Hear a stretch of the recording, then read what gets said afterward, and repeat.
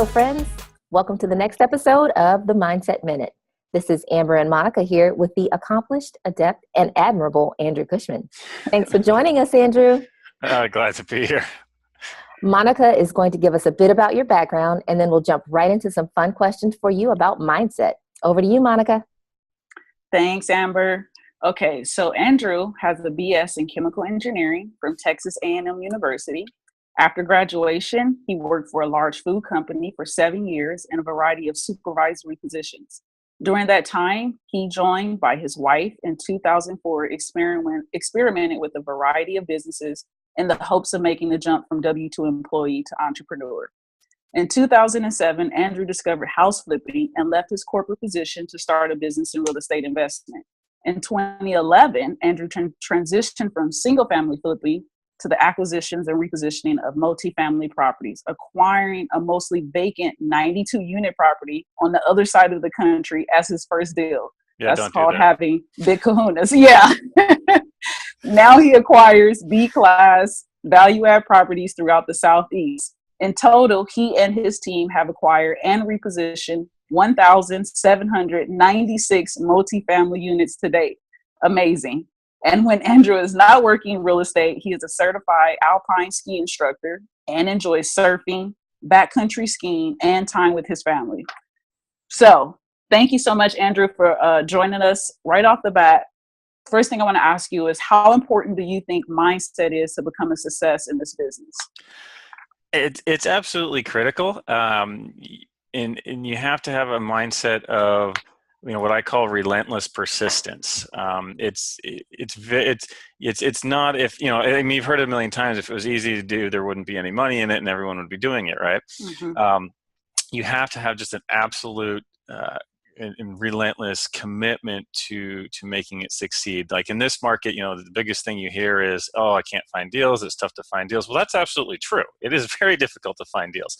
And so that's where, for a good example of where the mindset comes into play of just, well, you know what, crap, it's too hard to find deals. I'm just going to wait until the next recession, or mm-hmm. I'm just going to do something else or whatever. Instead, it's like, all right, well, how can I find deals? What can I do that I'm not doing now? What can I do that maybe other people aren't doing? Maybe do I need to adapt my strategy a little bit? Do I need to go to another market? Do I need to look at a different type of, should I look at 200 unit instead of 100 unit, or 20 unit instead of 5? But a mindset of, I'm going to make this work one way or another. That is absolutely critical. I mean, there's a book called Grit. It's kind of similar. I mean, you'll see a lot of stuff out there on that, and it's for a reason. Because without that mindset, you just won't be able to persist when it gets difficult. Nice. So I feel like this is going to be a part of the answer. So what mindset have you had to embody and grow in this business? And I feel like you just touched on that a little bit with the relentless persistence. Do you have anything else that you feel like you've had to embody? Well, kind of one of the attitudes that my wife and I have always taken is like, we're going to make it work at least once. Because the only thing that's truly failure is just when you give up and stop. All right. So what we've said is, like, when we started flipping, we learned a method for doing that, and it involved cold calling people in financial distress and foreclosure. And that's not, no one's happy to answer the phone and be like, "Hey, let's talk. I'm a stranger. Let's talk about your financial problems," right? So it's not an easy thing to do. But we said, all right, we're going to do at least one deal, and then if we don't like it, then we can quit. Because we did it and said, okay, that's not for us. That's fine. But if it's just like, oh, I've been doing this for 4 months, it's too hard, I'm just not going to do it. That's the difference. And of course, once we did that first deal, we're like, okay, wow, this has the potential to be really good. Let's change a few things and then keep going. And then, of course, it was kind of the same thing with multifamily. Said, all right, we think multifamily is going to be in a big positive cycle here coming up. This was back in 2010, 11. And so we said, all right, well, we'll go do one, see how that goes. And, like I alluded to, our first deal was a very challenging one, but it did work out well in the end. And so what we said is like, okay, this is definitely the business we want to be in. We don't want to buy heavily distressed, mostly vacant properties, but we do want to be in multifamily. So it's just the attitude of, it's not always wrong to quit or Mm-hmm. change direction, but Mm-hmm. you have to at least see it through to completion to some degree. And Mm-hmm. then and to learn whether or not it is the business for you. But if you just say, oh, I tried this for 4 months, I didn't get anywhere and quit, that's probably the only true failure. But if you go see it through, do a deal, and you're like, you know what, I think I want to do something else, that's success. You learned Yeah. something, you found, and so that's kind of the difference. So what would you say are some of the things that you do to develop your mindset? And then on what frequency do you do those on? I've kind of, that's a good point, because it's kind of like showering, right? You can't, it's not effective if you only do it once and then stop. So it's a consistency of one thing is reviewing goals on a regular basis of like where are we trying to get and why are Mm-hmm. we trying to get there?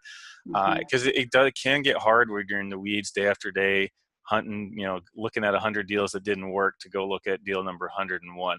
So looking at the goals, and then also, if when you were reading my bio, it talked about the surfing and the skiing and spending time with family and those kind of things, is make sure no matter what's going on to carve out some time for personal refreshment. Mm-hmm. So that you have the energy and the drive and the motivation and the will to continue pressing forward. So those Yeah. are some things. Those are all good. I want to ask you just one last question. So from the moment you started working on developing your mindset, how long before did you start seeing like growth within yourself and your business?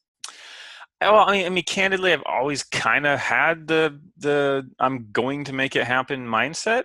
Mm-hmm. Um, you know, and that's a fortunate thing, because in the beginning I really wasn't good at what we were trying to do. It took us 6 months and 4,500 phone calls to get our first single family flip.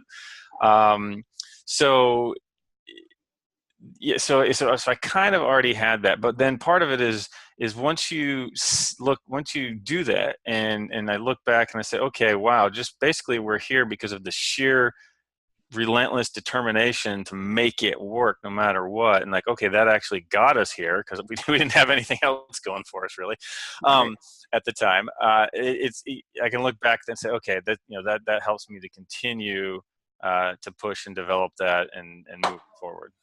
Awesome. Thank you so much, Andrew. And we look forward to working with you in real estate and watching you crush it in the real estate space. All right, thanks, take care. Thanks.